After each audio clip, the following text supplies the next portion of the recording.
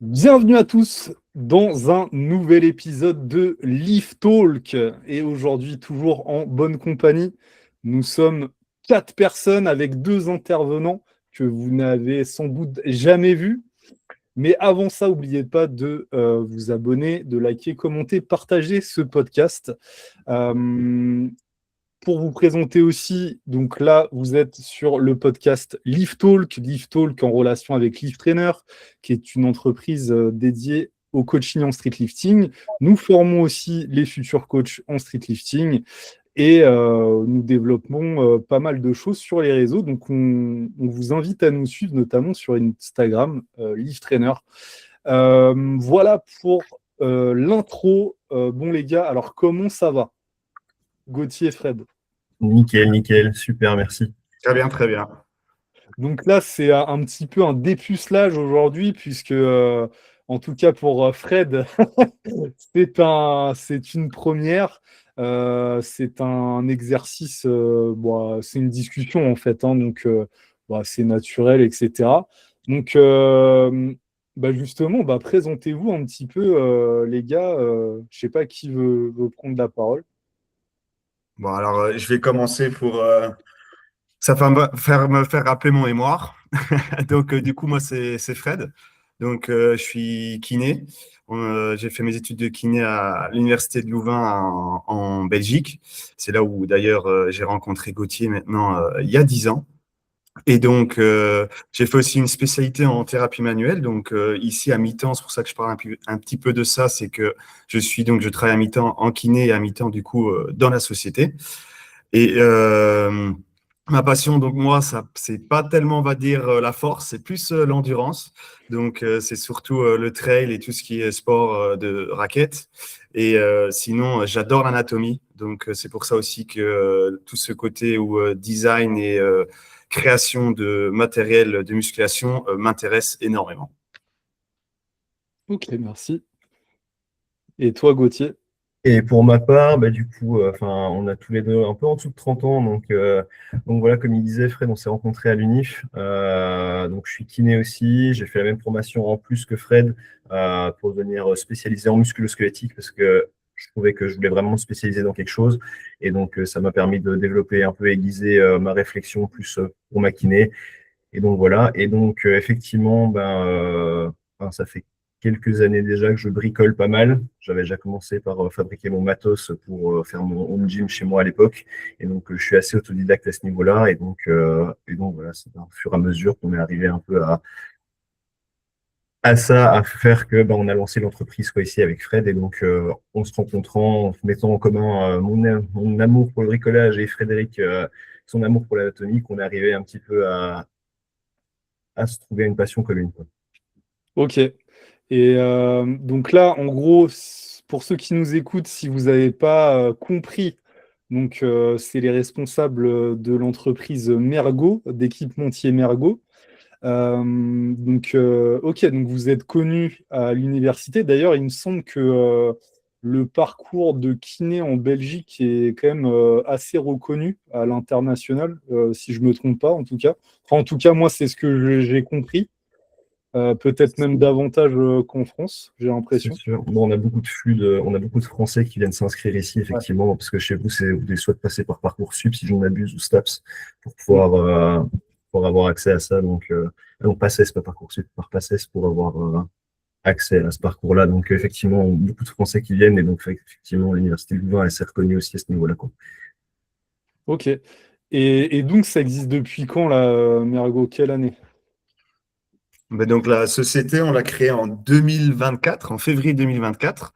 Donc, ça, c'est pour les débuts de la société. Après, on va dire que le projet il date de 2022-2021. Et puis, si vraiment on doit continuer tout ce qui est quand même construction et design, Gauthier était déjà là depuis, on va dire, je sais pas, Gauthier, depuis tes 8 ans, 9 ans, tu es là-dedans? Je sais pas, ouais, ça fait déjà quelques années que j'aime bien bricoler. Donc, ouais, j'ai appris à souder en autodidacte, j'ai appris à utiliser pas mal de programmes de design, etc. en autodidacte aussi. Donc, effectivement, si on devait antédater tout ça, ça remonte à déjà plus d'une décennie, effectivement, mais la marque en tant que telle, ça a été 2024. Et ouais, ça s'est un peu construit par des besoins de différentes personnes. Au départ, on construisait, enfin, l'entreprise était plus large, on ne faisait pas que du street. Et on s'est spécialisé là depuis 2025 que dans du street parce que on remarquait qu'il y avait vraiment un marché à prendre, qu'il y avait vraiment de la demande là-dedans et que ça demandait vraiment d'avoir du matériel qui était nouveau, neuf et redesigné parce que ce qui était sur le marché pour l'instant n'était pas satisfaisant à notre goût, quoi. Ok. Ahmad, je te laisse peut-être la main sur les questions. Je vais commencer par première question, quelle est selon vous là où les problématiques que Mergo essaie de résoudre via ses équipements? Alors, je vais peut-être prendre la main là-dessus. Donc, déjà, à la fin de mes études de kiné, quand j'ai fait mon mémoire là-dessus, en fait, c'était un mémoire sur les barres à dips réglables en largeur. En fait, je voulais justement trouver quelque chose qui… En fait, j'avais un athlète belge qui m'avait contacté, qui me disait, voilà, je suis un peu emmerdé, j'ai des barres à dips, mais enfin, c'est jamais la bonne largeur pour moi. Et donc, réflexion, machin, on a construit un premier modèle. Deuxième modèle qui était construit pour le mémoire. Et donc, ça m'a permis de faire des tests sur, en fonction de la largeur pour les athlètes, changer le RPE, voir s'il y avait une vitesse qui était plus rapide sur les mouvements et s'il y avait une sensation, une perception de douleur qui était plus intense ou pas. Et donc, enfin, c'est sur une année, donc c'est quand même assez court pour faire un protocole expérimental. Et donc, on a eu un petit pool d'athlètes qui ont permis de déjà lancer le truc. Et donc, c'est de là où ça a pris. On voulait solutionner surtout, en fait, c'est ça. On a de la variété, comme dirait Fred, on a de la variété en anatomie chez pas mal de gens. Et donc, entre quelqu'un qui fait 50 kilos, quelqu'un qui en fait 120, ou quelqu'un qui fait 1,50 m versus quelqu'un qui fait quasi 2 mètres, on a quand même des différences anatomiques. Et avoir des barres en V, c'est pas anatomiquement pas top, entre guillemets, ni pour les poignets, ni pour la position des coudes. Et donc, on voulait solutionner ça à ce niveau-là.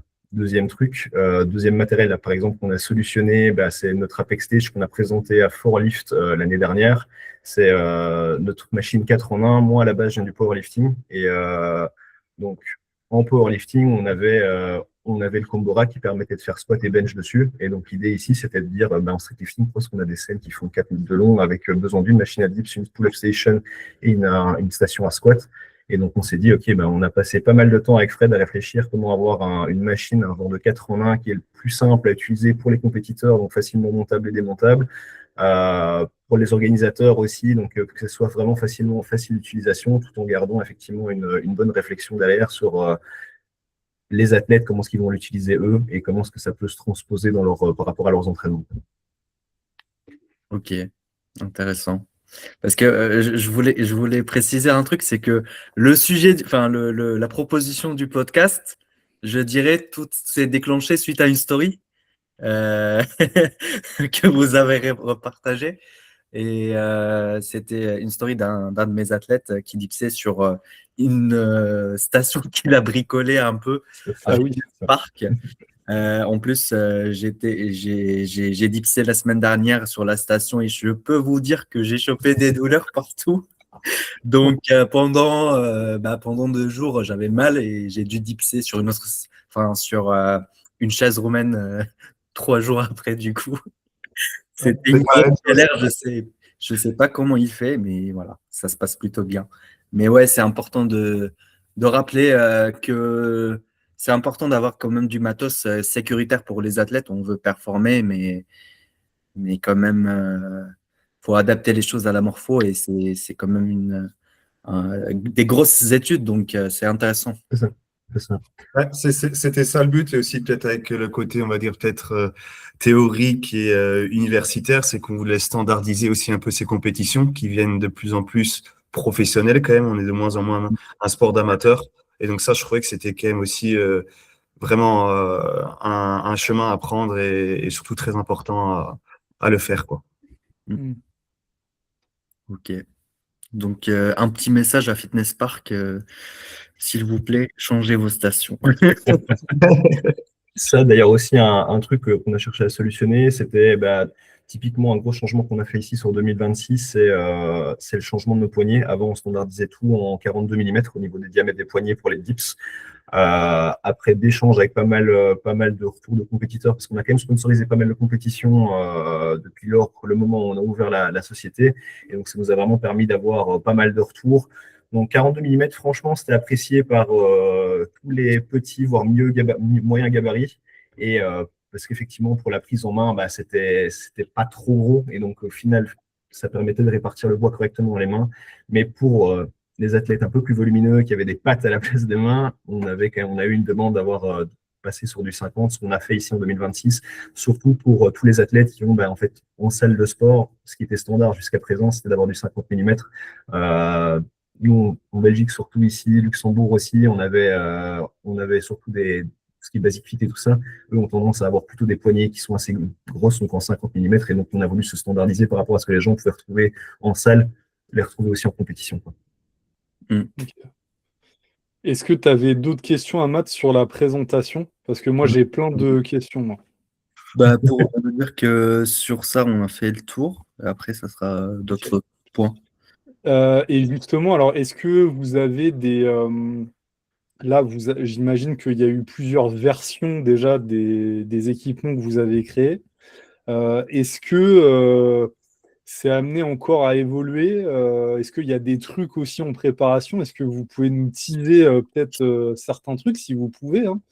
Mais Alors, en progression, bien sûr, l'entreprise ici, comme on a toujours la tête un peu en ébullition avec plein d'idées, souvent, comme à chaque fois qu'on va en compète, on a des retours de gens, etc. On essaie toujours d'améliorer, d'avoir vraiment un matériel qui soit c'est ça qu'on essaie de garder un peu avec Fred aussi, qu'on a lancé l'entreprise, de garder un truc un peu familial et donc de garder en fait vraiment un échange avec les gens avec qui on bosse, quoi. On veut pas on veut devenir une grosse structure, mais l'idée c'est quand même de garder toujours un bon échange avec le feedback. Chez nous, c'est ce qui est le plus important. Et donc ici, effectivement, les structures ont été amenées à évoluer. Si on prend juste nos deep stations de base, pour juste faire des dips dessus, elles ont évolué pas mal entre les premières versions. Par exemple, celle-là, la version du mémoire qui est en Belgique encore dans un club à Bruxelles, le club Akuma. Il y a encore une des premières versions de la machine qui a évolué franchement pas mal pour rendre ça plus facilement fabricable de notre côté, plus facilement envoyable parce qu'effectivement on envoie tout sur palette, donc c'est quand même du matériel lourd, on veut du truc stable. On a décidé de partir quand même sur du matériel qui est assez volumineux. On est assez fan ici, surtout dans le design de matériel qui a l'air structurellement solide, au-delà de juste avoir un truc qui est facilement déplaçable, etc. Donc, voilà, en évolution, ouais, ça c'est certain. On va continuer à bosser, à avoir du feedback, etc. À ce niveau-là. Mais On a si, déjà si je quelques. veux faire un petit teasing, c'est voilà, on est tous les deux kinés. Donc, nous, on voit beaucoup d'athlètes blessés dans nos cabinets. Et on voit qu'ici, en tout cas, au niveau de tout ce qui est matériel de compétition, il nous manque encore peut-être des aspects de sécurité qui sont du coup en réflexion actuellement aussi depuis quand même 6 mois. Mais c'est pas facile à mettre tout ça dans ce concept justement de 4 en 1 parce qu'il y a beaucoup de mesures qui sont prises et qu'il ne faut pas que justement ça se ouais, se ok. dérange. On pense Donc, aux dips notamment, non? C'est ça, on peut encore voir à la FNSL qui a probablement, eu oui. effectivement encore eu problème de setup. Effectivement, habituellement, toutes les compètes qu'on avait fait avant, il y avait des box en 70 cm de hauteur. Là, effectivement, à la dernière compète, c'était des box beaucoup plus petites. Et donc, on se retrouvait à avoir prendre l'athlète là, qui s'est blessé au FNSL premier pas. Il a effectivement chuté avec ses 140, s'est blessé au poignet. Donc, l'idée ici, c'est vraiment de pouvoir amener donc, une structure tout en un, on a déjà, mais l'idée, c'est de pouvoir amener un peu au fur et à mesure le matériel qui vient autour, quoi. Donc, effectivement, pour l'instant, c'est de box en bois. On vend déjà du matos pour avoir des bases derrière, entre guillemets, pour tenir les poids. Donc, ça, c'est des trucs qu'on aimerait bien venir standardiser aussi sur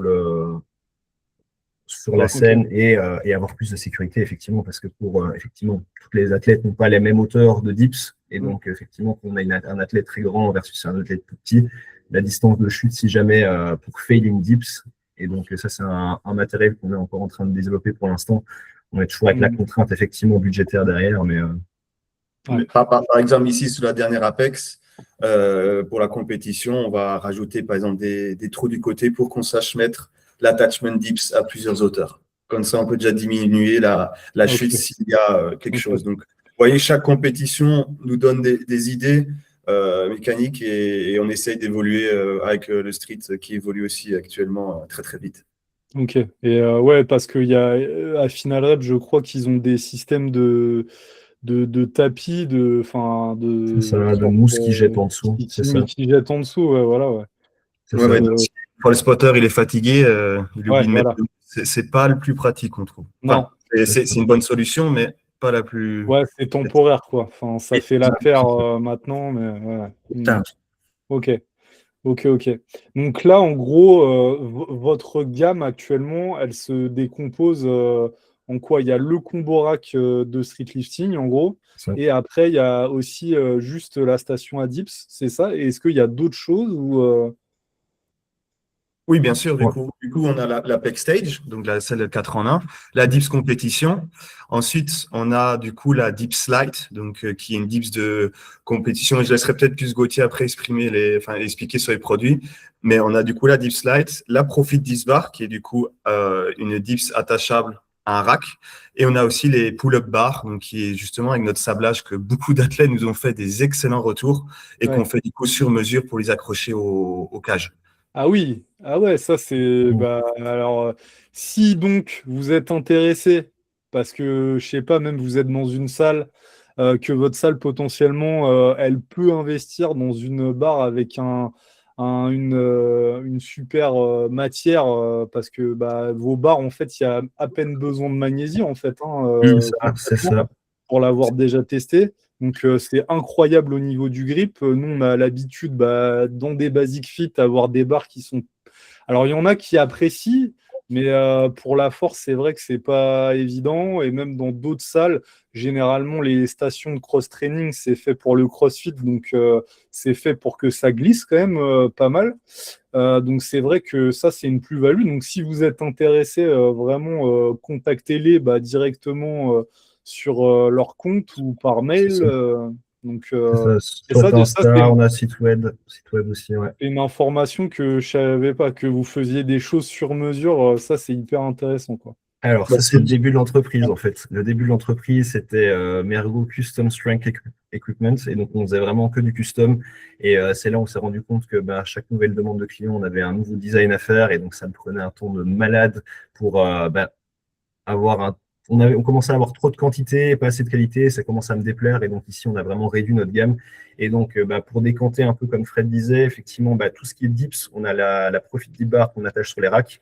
Donc ça peut se mettre soit en home gym jusqu'en salle commerciale.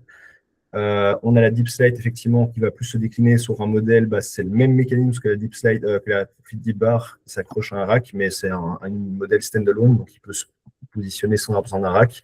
On a la Dips de compétition, donc ça on va plutôt viser des salles de sport qui ont plutôt un volume d'athlètes dessus, que les gens puissent changer assez rapidement, parce que là c'est vraiment juste un pop-in, tu tires, tu changes et ton changement de distance se fait en moins de 5 secondes, donc les gens peuvent alterner dessus sans souci.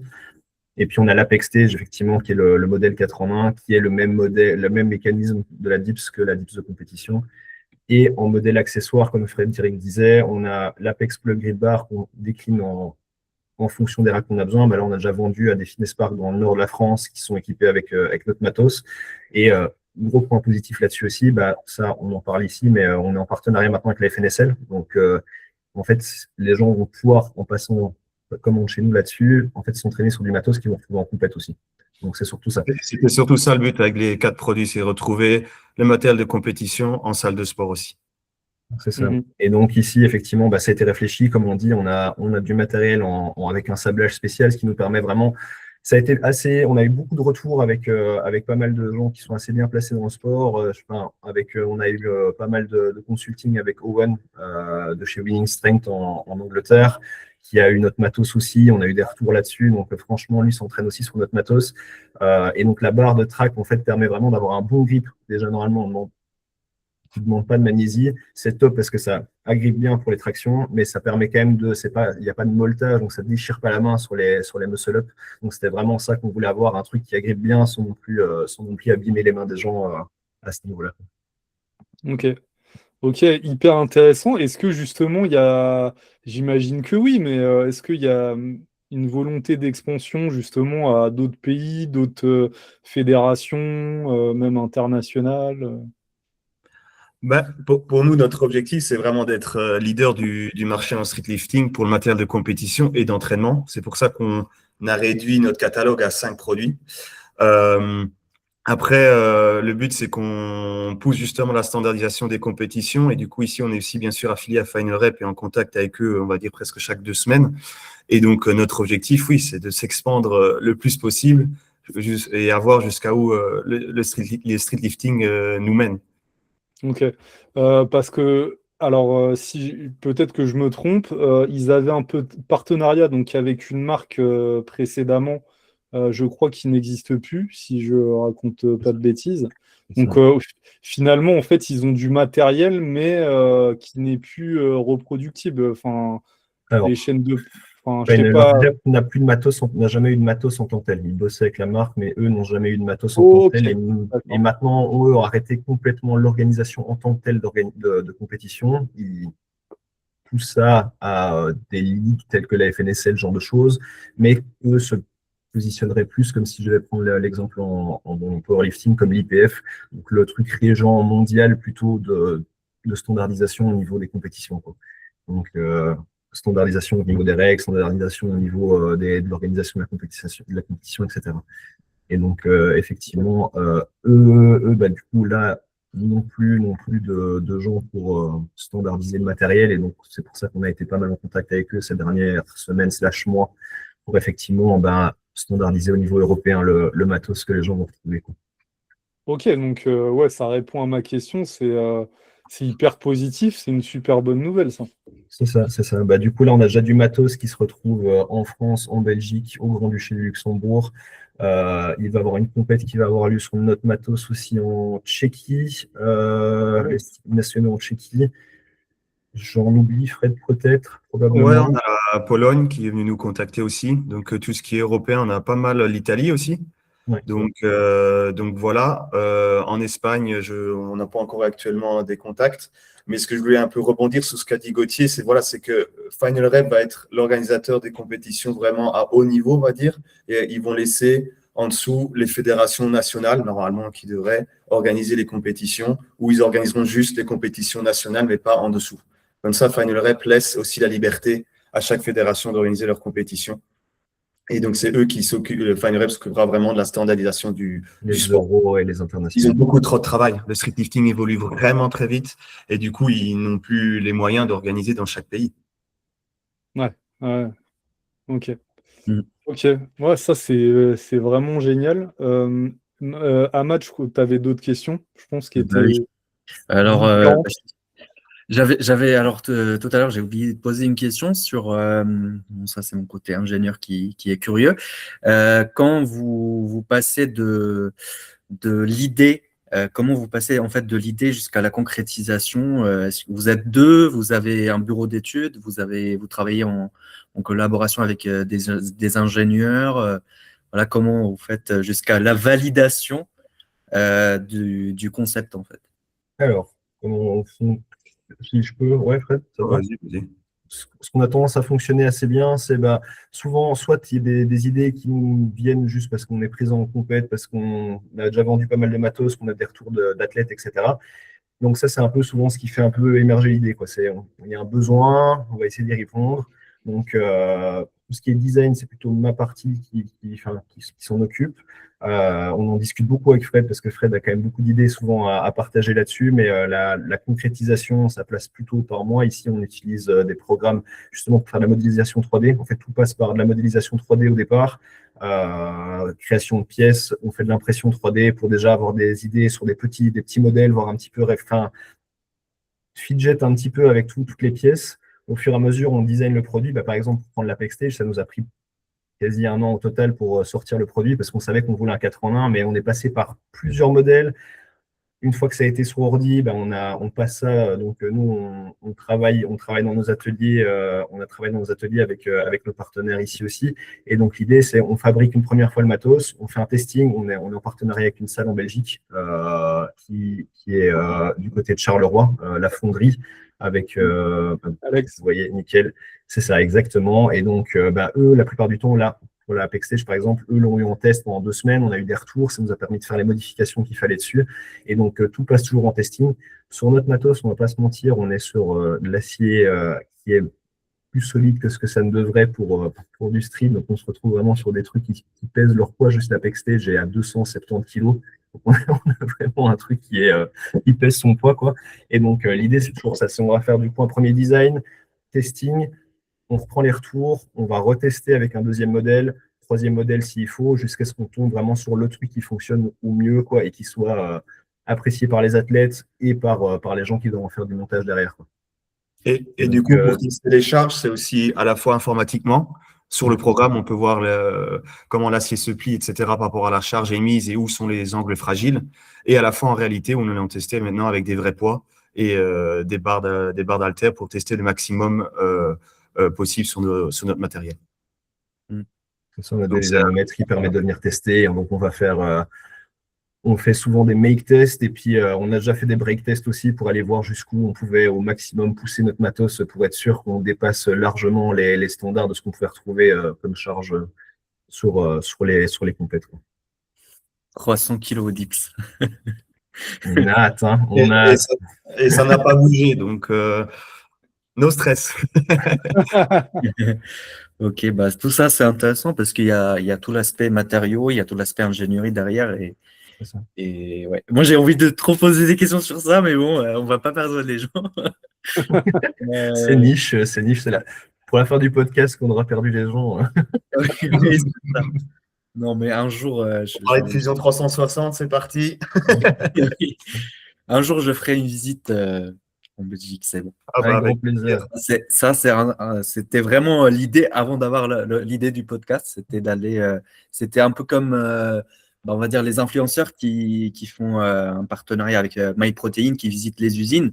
Et je trouvais, enfin, je sais pas, Marco, si tu vois l'idée, mais moi, ça me hype de ouf. Ah, mais moi aussi, genre. Moi, je dirais rien, mais ça me hype de ouf pour que, en plus, vu que vous êtes passionné par ce que vous faites, en fait, vous transmettez la passion. Vraiment. Même si c'est un truc, alors nous, ce qui nous relie, c'est le street lifting. Mais je pense que, ouais, on boirait vos paroles non, mais parce que vous mettez beaucoup de passion dans ce que vous faites et c'est hyper intéressant aussi. On en a parlé du processus, etc. Pourquoi vous avez fait telle chose comme ça, qu'est-ce qu'on pourrait améliorer par la suite. Non, mais et puis l'aspect créatif, création. Moi, je trouve que c'est génial parce qu'on le retrouve aussi dans ce qu'on fait nous, dans le coaching, puisqu'il y a la création de contenu. Et justement, alors, est-ce que vous comptez aussi un petit peu plus partager, faire des insights un petit peu, du storytelling même, j'ai envie de dire, de votre marque? Est-ce que c'est quelque chose qui est prévu, ça, de développer un petit peu toute cette partie-là, même si, encore une fois, c'est niche, hein? Mais est-ce que c'est dans les cartons déjà, ça? Si on doit être honnête, ici actuellement, donc on est une petite équipe de 4 personnes, donc on a un soudeur qui nous aide et quelqu'un dans le market. Donc tout ce qui est, on va dire, visibilité de la marque, c'est plus moi et Gauthier qui nous occupons. Tous les deux, on a, on va dire, des multifacettes pour gérer une entreprise. C'est vraiment pas facile, surtout de nos jours. Il y a beaucoup de règles, beaucoup d'administratifs aussi. Mais du coup, le but, c'est qu'on poste plus. Ici, on est en train de faire des efforts pour 2026. C'est dans un de nos points faibles à améliorer. Ça, c'est sûr. C'est vrai que, on va dire que la phrase de base que j'ai surtout entendue de mes parents, qui sont aussi un peu entrepreneurs, en tout cas aussi indépendants, fais un bon produit et tout ira bien. Et donc, c'est vrai qu'on a passé tout notre temps, actuellement, en tout cas dans la qualité de notre matériel. Et c'est vrai que sur notre Instagram, on a ce point faible-là qu'on doit encore être plus commerçant. Ça, c'est, on va dire, quelque chose vraiment amélioré de notre côté. Ça, c'est sûr. Ouais, c'est clair. Mais souvent, on se fait la remarque en mode on a été sur compète, etc. Et on se rend compte que, ouais, ok, j'ai posté 2 stories en ayant fait les photos et c'est un truc où on est vraiment mauvais dans la partie montrer aux gens ce qu'on fait parce que je pense que ça pourrait aller un peu intéresser, genre juste pour reprendre un peu avec Ahmad son intérêt là-dessus. Je pense que juste faire un peu une vidéo de processus de comment on fabrique notre matos pour les compètes, parce que c'est vrai qu'au départ, avant, on faisait vraiment tout de A à Z, que ça soit percer tous nos tubes en acier à la main, que c'était on avait une découpeuse plasma qu'on avait fabriquée nous-mêmes pour découper les pièces, etc. Donc franchement, ça, jusqu'à la peinture, à la fin, on avait fabriqué un énorme four de 2 mètres de haut par 1 mètre de large sur 1,50 m de profondeur. Sauf que, en fait, on n'arrivait plus à tenir la cadence, quoi. Et donc, on a fini par commencer à trouver de la sous-traitance. Donc maintenant, nos tubes sont coupés en France au laser. On fait faire la peinture dans un sous-traitant en Belgique. Donc l'idée, c'est vraiment, on commence un peu à sous-traiter les parties qui n'est plus requis d'être directement dessus. Ça nous permet d'avoir déjà des produits qui sont mieux finis. Et on garde toujours en fait la main un peu sur tous les processus quand même. On aime bien avoir vraiment la main à tout niveau, et donc je pense que ça serait intéressant et ça pourrait intéresser peut-être la communauté d'avoir un peu plus d'insights sur pourquoi tel et tel choix a été fait, pourquoi présenter un peu le matos, c'est vrai. Ouais, tu sais, c'est de l'artisanat en vrai, hein, ce que vous faites, hein. Donc, les gens, ça les intéresse vachement, et je pense que ouais, vous pourrez capter des gens, beaucoup déjà, ne serait-ce que par ça, le fait d'appartenir aussi à un groupe, et c'est jamais trop quantifiable le travail aussi qu'il y a derrière ce truc. Nous, on voit le produit fini, mais c'est hyper intéressant de savoir tout ce qui s'est passé en amont, et surtout dans votre cas à vous, quoi. Donc, ouais, franchement, moi, j'ai hâte de voir un petit peu l'histoire de Mergo, les insights, comment c'est fait, tel truc, tel truc. Non, ça, je pense que ça intéresserait en réalité beaucoup de monde, je pense. Et tu dois chauffer, c'est bon. Ça, c'est sûr. Tu dois chauffer, c'est bon, on lance. Là, je vous ai donné une idée. On va faire des vlogs. Je ferai sûrement un déplacement pour faire un vlog. Mais avec grand plaisir, on s'organisera ça. Mais Ouais, carrément. Ok. Mais ça a commencé comme toute personne, hein, dans les garages des grands-parents, hein. Oui. Donc, c'est un peu tous à peu près la même histoire au début. C'est chez les parents, dans le garage. Et puis, ça évolue. Donc, c'est top. Et justement, aujourd'hui, là, vous avez aussi votre activité de kiné. Oui. Comment vous arrivez à gérer ces deux trucs-là? Parce que ça doit prendre un temps monstre, quoi. Donc pas de ici, week-end. pas de week-end, pas trop de week-end, on va dire. Ça, c'est vrai que les week-ends, c'est les compétitions. Et encore, il y a on fait quand même une formation de kiné par an, quand même pour garder ce côté théorie dans la kiné, et surtout de mettre à jour et garder nos connaissances biomécaniques, on va dire.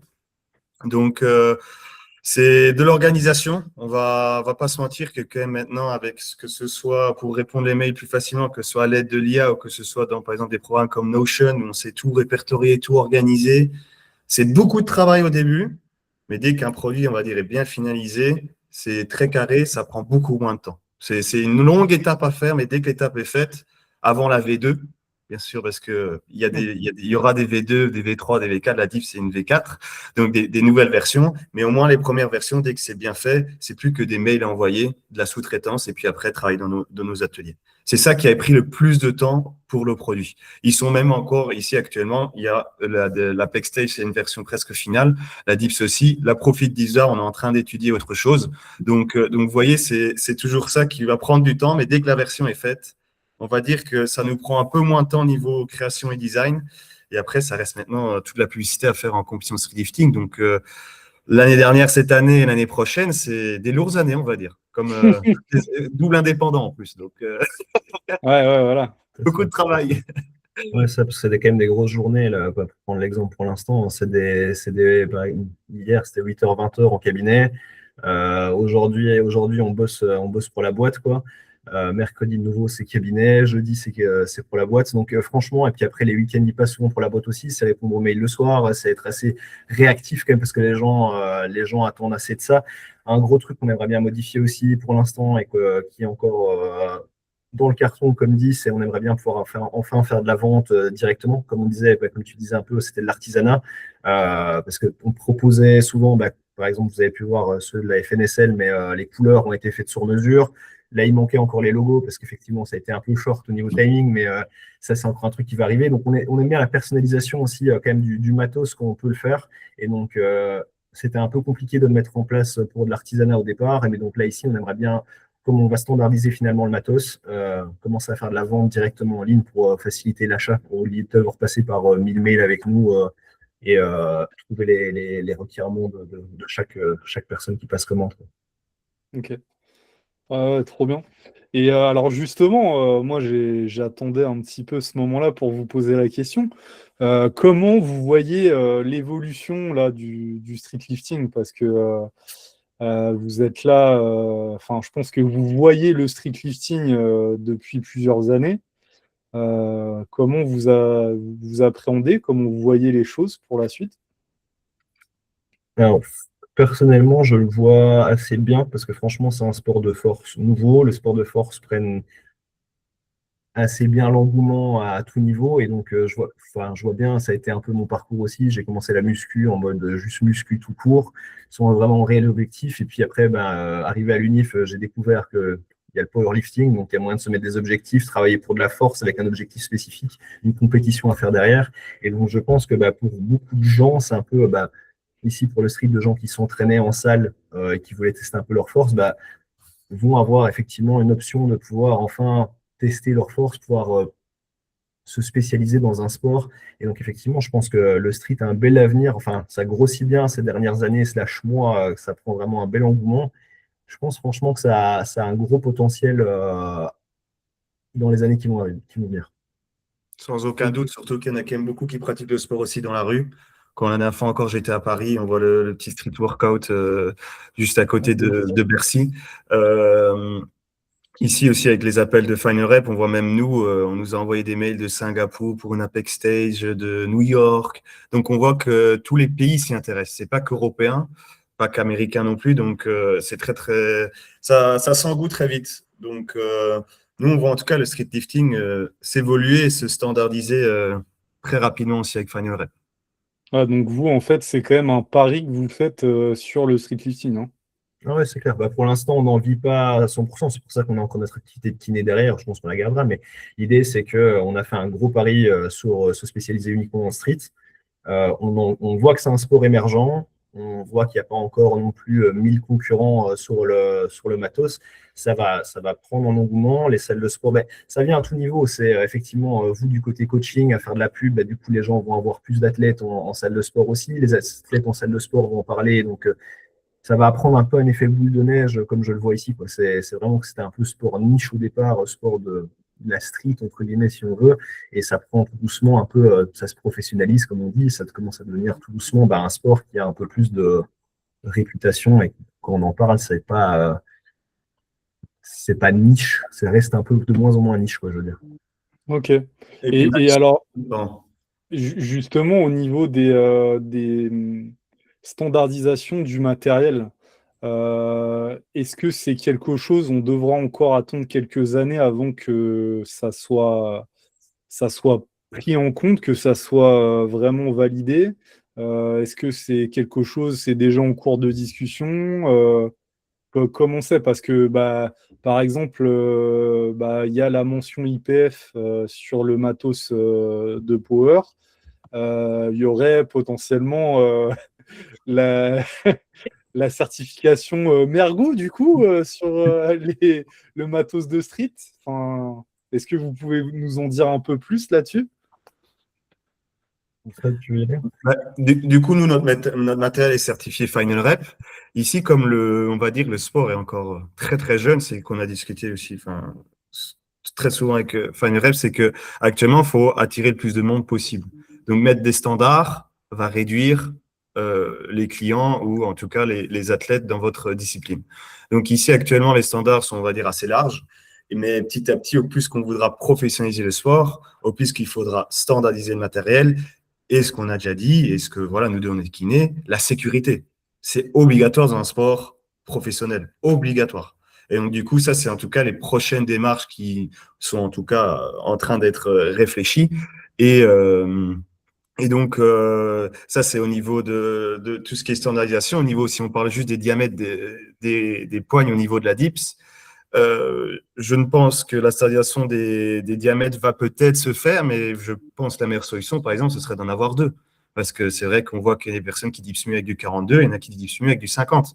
Donc, si on veut vraiment être honnête et on veut être, on va en dire, pas favoriser une certaine catégorie, faudrait avoir 2 types de bras. Vous imaginez imposer ça à chaque compétition. Vous voyez, donc tout ça, c'est des choses qui vont prendre quand même du temps, mais on arrive petit à petit quand même avec aussi vraiment quelque chose de professionnel, parce qu'il y a aussi toutes les règles maintenant sont standards.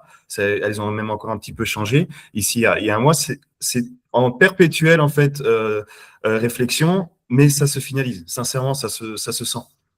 Ok. Et donc on pourrait imaginer une station DIPS avec des poignées interchangeables, par exemple, pour des diamètres différents. C'est dans les projets, effectivement. Ah, Pour l'instant, incroyable ça. pour l'instant, on n'y est pas parce que, comme dit, on est quand même sur un sport où on veut de la stabilité, on veut un truc qui est secure, qui ne commence pas à bouger dans tous les sens. Et donc, avoir un truc qui est interchangeable, ça requiert toujours d'avoir un peu de jeu. Et donc, le truc, c'est que là, pour l'instant, on y réfléchit, mais on n'est pas encore sur un produit qui est mettable sur le marché du tout, quoi. Oui, parce qu'interchangeable, il faut retirer les boulons. Parce que vraiment, si on veut quelque chose qui ne bouge pas, il faut accrocher les bras dans des boulons. Donc ça, il faudrait réfléchir à l'idée, mais prioriser que du 50 mm, c'est la solution actuellement, parce que je pense que c'est le diamètre standard dans toutes les salles. Mais voilà, on a eu pas mal de petites catégories qui ont dit « Ah, ben, vos 42 vont nous manquer ».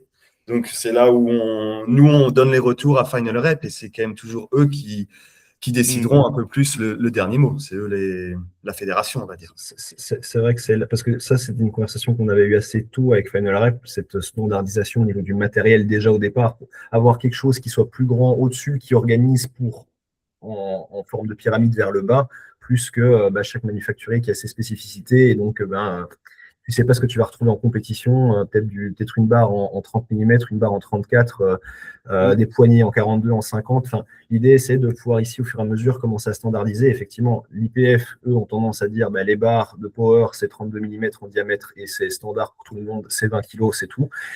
L'idée, ça serait d'y arriver, effectivement, en strict. La grosse des conversations qu'on avait avec eux, c'était que si eux commençaient déjà à mettre des restrictions sur le matériel, en fait, le problème, c'est que les petites salles, eux, parce qu'ils ont commencé à monter leur truc avec les undergrounds, ce qui permettent aux petites salles de sport, avec peu importe le matériel, de pouvoir organiser des compétitions. L'idée, c'était derrière de pouvoir effectivement permettre aux gens de s'approprier un petit peu le sport avant de commencer à dire, OK, il faut absolument que j'ai telle plaque calibrée, telle barre de tel diamètre, machin comme ça, et donc ça limiterait l'accessibilité au sport. L'idée, c'est au départ, on rend tout sport accessible, et puis par la suite, on standardise. Ici, nous, effectivement, on a fait le choix on va être seul acteur pour l'instant à pouvoir standardiser le matériel. La France, la FNSL a fait ce choix-là de passer par nous et de standardiser toutes leurs compètes avec notre matos. Donc, ça permettra déjà aux gens aussi de pouvoir standardiser sur quoi ils vont pouvoir s'entraîner derrière. Okay. Parce que ce qui est le plus important, c'est à la fois des futurs professionnels, mais les amateurs sont très importants. Il faut attirer des amateurs sur notre sport. Bien sûr. Donc, après, moi, j'entends moi, je vous donne mon point de vue. J'entends que ça peut brider peut-être des gens, mais en réalité, on voit bien, il y a des powers qui s'entraînent dans des basic fit, quoi. Donc, je vois pas où ça briderait finalement vraiment le fait qu'il y ait des gens qui viennent dans cette discipline par la standardisation de matériel, je précise, de compétition. Ouais. Donc, je me suis peut-être mal exprimé dans le sens où quand je parlais du fait de standardiser du matériel de compète, c'était que en fait, pour l'instant, il n'y a pas suffisamment de compètes qui étaient organisées jusqu'à présent. Et donc, pour ne pas brider les organisateurs de compétition à se dire, j'ai pas envie d'organiser, j'ai pas le matos, j'ai pas les thunes pour l'instant pour acheter du matos. Vous utilisez le matos que vous voulez, vous organisez votre compétition, et c'est pas spécialement dans l'autre sens, c'est pas les athlètes qui savent pas s'entraîner dessus, mais c'est plus les organisateurs de compétition qui sont bridés à pouvoir dire, OK, non, je n'organise pas dans ma salle de sport pour l'instant. D'accord. Ok, ouais. C'est cohérent, effectivement. Tu avais d'autres questions, Ahmad? Oui, là, c'est une question technique. Du coup, là, le diamètre des stations, des poignées, vous partez sur du 50 sur tout. On a standardisé 50 avec l'option, les gens, comme pour l'instant on fonctionne avec commande par Instagram ou par mail, on a toujours l'option des 42, mais on standardise si les gens ne précisent pas, on propose, mais si les gens ne précisent pas, on fournit d'office en 50. Et pour les compètes, c'est ça, ça sera d'office 50. Comme on a équipé, on fait une flotte d'Apex Stage pour la FNSL, c'est d'office 50. Donc les gens qui vont s'entraîner maintenant sur du matos seront d'office en compétition sur du 50. Et 34 mm pour les barres de traction. On a vu maintenant 2-3 autres marques qui sortaient un peu des bras à 10, parce que c'est vrai que c'était pas du 50. Donc, nous, il y a un an, il y avait que du 50. On était les seuls en 42. Maintenant, il y en a qui sortent un peu dans d'autres diamètres. Donc, il faut voir comment ça évolue niveau ça. Mais nous, on reste sur du 50 parce que c'est comme ça que c'est en street actuellement, que ce soit à l'intérieur ou à l'extérieur. Oui, parce que bah, finalement, enfin, c'est intéressant d'avoir un diamètre plus gros. Enfin, il y a des avantages quand même parce que la pression nécessaire, elle sera moins importante à exercer par le poignet. Plus la surface, elle est grande. Et du coup, la génération de la force, elle sera, étant donné qu'elle est proportionnelle, du coup, sur P fois S, du coup, P égale FS, F sur S, pardon. C'était, c'était un peu ça. Vous me dites. L'idée, c'était Faire la main sur lui-même. Les grosses pattes, on va dire, sur du 42, ils savaient presque toucher leur pouce. Oui, oui, c'est ça. Et même, donc- en fait, moi, j'ai raisonné plus en termes de quelle est la pression. Donc, parce que derrière la pression que la personne va exercer, il y a quand même de l'énergie, on va dire, qu'il va mettre pour générer de la force. Et en fait, c'est un rendement, si je vais réfléchir en termes de rendement, enfin, l'être humain, il est, on va dire, il aime pouvoir atteindre un objectif avec le minimum d'énergie dépensée. Donc, si j'ai le minimum de pression tout en ayant la capacité à générer un maximum de force, pourquoi pas? C'est même intéressant. Donc, voilà, c'est pour ici, ça que je me suis ici, basé la surface de pression, ça se trouve, elle va être au niveau du poignet, donc ça permet surtout vers déjà une meilleure prise. Effectivement, sur un plus petit diamètre, le poignet va se mettre un peu plus en extension, que sur une plus grosse prise, la prise va être plus verticale directement en force au niveau de l'avant-bras. Et donc, c'était un peu ça la réflexion aussi, d'avoir un truc qui permet d'avoir une meilleure prise pour les athlètes, quoi. Mais ça a été du feedback, ça a été du testing de notre côté aussi par rapport à ce qui était sur le marché et ce qu'on avait comme retour des athlètes, quoi. Donc, comme dit, on a eu un gros débat là-dessus fin 2025, si on standardisait là-dessus ou pas, et parce qu'on a eu des retours assez différents à toute compétition. Et donc, on a décidé juste de standardiser là-dessus parce que c'était ce qui faisait le plus de sens à ce moment-là. Surtout pour les world records, etc., quand il y a beaucoup de poids, on préfère du 50 en général. Oui, Ouais. totalement. Superficie, c'est ça. C'est ça. Ok. Est-ce que tu avais d'autres questions, Ahmad? Non, parce que tu m'as volé la question sur la vision, du coup, j'ai quasiment plus de questions en fait. Ok. Bah, oui. Est-ce que vous avez des questions? Parce que c'est vrai que je vous ai dit. Ouais, c'est vrai ça. Si vous voulez Est-ce que vous avez des questions? Mais est-ce que vous avez déjà su tester notre matos? Est-ce que vous avez déjà vu notre matos? Et du coup, quels seraient un peu les retours que vous auriez à faire dessus? Profitez-en. Comment? Profitez-en. Oui. Non, bah alors moi j'ai vraiment que des retours positifs pour l'instant. Je l'ai pas assez utilisé pour avoir un feedback vraiment objectif. Mais je l'ai vu déjà dans différentes salles. Bah, je l'ai vu à la fonderie, je l'ai vu ailleurs en Belgique, pas mal. Et du coup, bah, là, le week-end des premiers pas. Moi, j'aime beaucoup la matière de la barre, enfin le sablage de la barre, là, c'est vraiment incroyable. Franchement, je sais qu'il y en a, ça pose pas trop de problèmes quand ça glisse pas, mais moi, perso, en tout cas, je vois vraiment une différence de performance. Donc, ça aide vraiment à performer. Sur les stations ADIPS, je trouve ça pas mal le fait de l'intégrer au milieu de la station, là, vraiment l'incorporer dans le truc, c'est stable. Et c'est ce qui faisait défaut sur bah, moi, perso, toutes les stations que j'ai pu tester. J'en ai pas testé des centaines, en tout cas des stations réglables pour le street lifting, mais globalement King of Weighted et puis aussi Gorilla Grip. Parce que maintenant, dans les fitness parks en France, j'ai l'impression qu'ils achètent full Gorilla Grip. Qui ont Mais, un plus petit diamètre, du coup.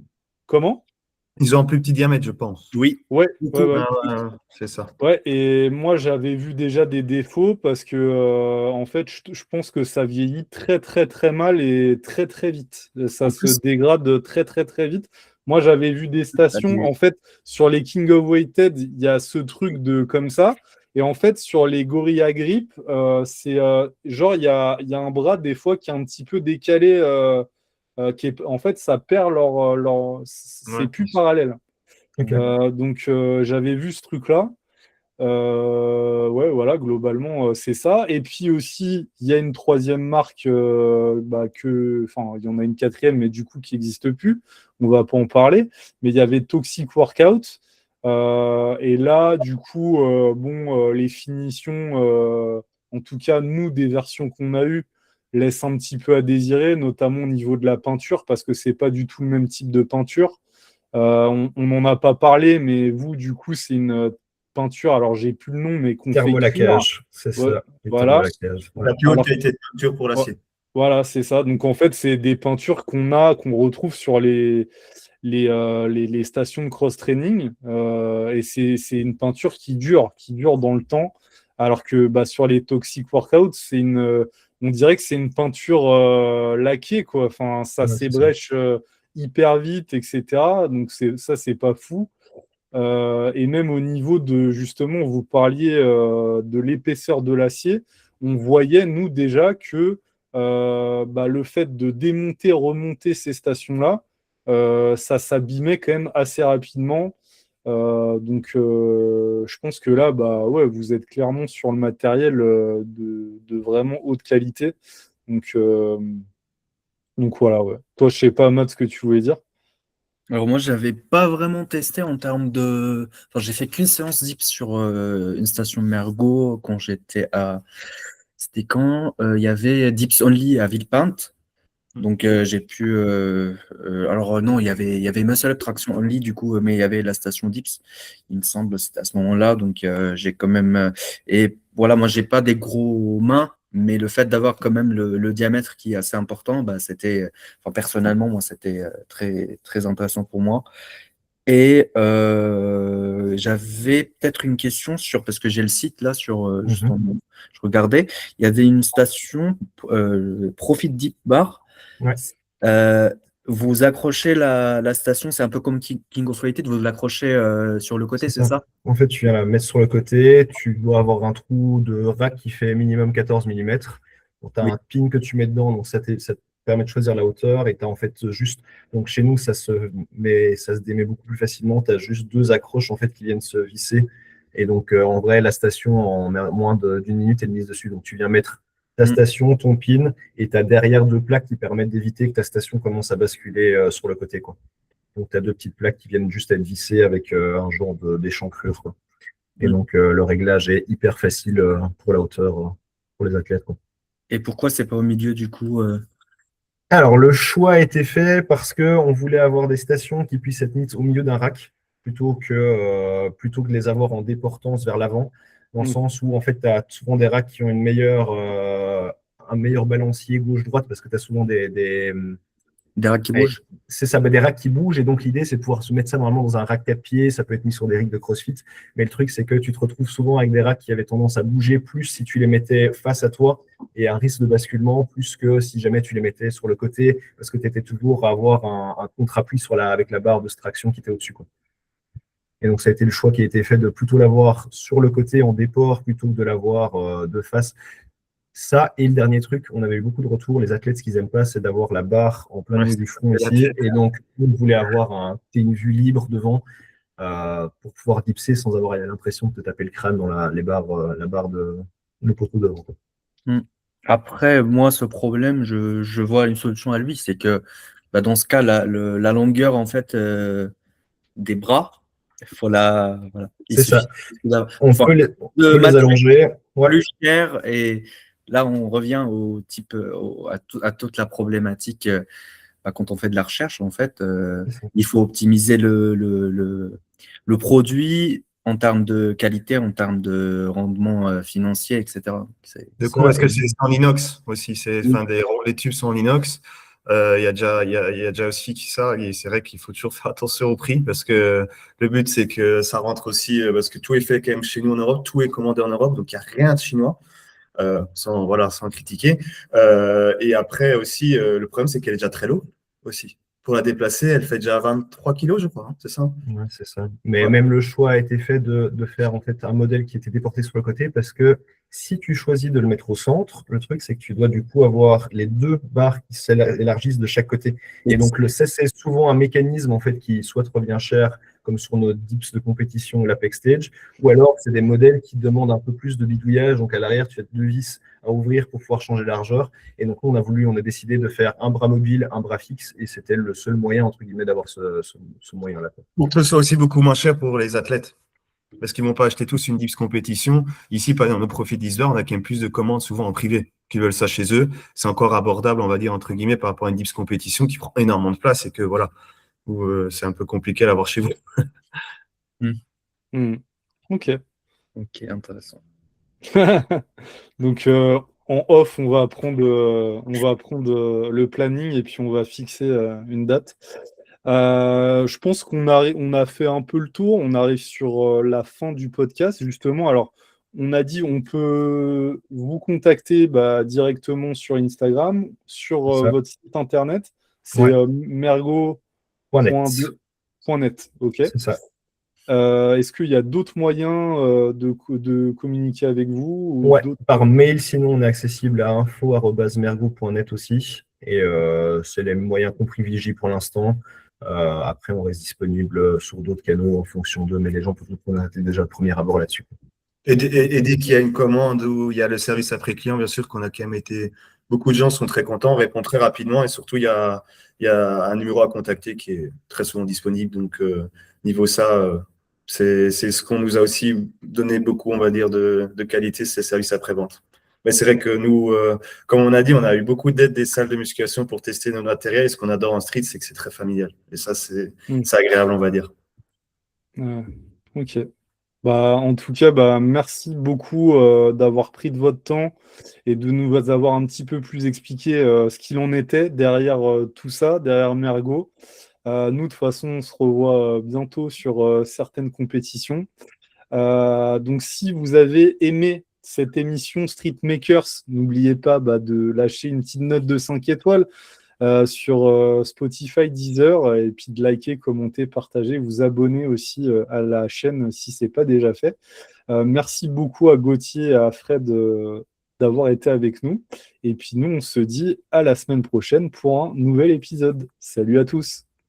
Salut. Ciao.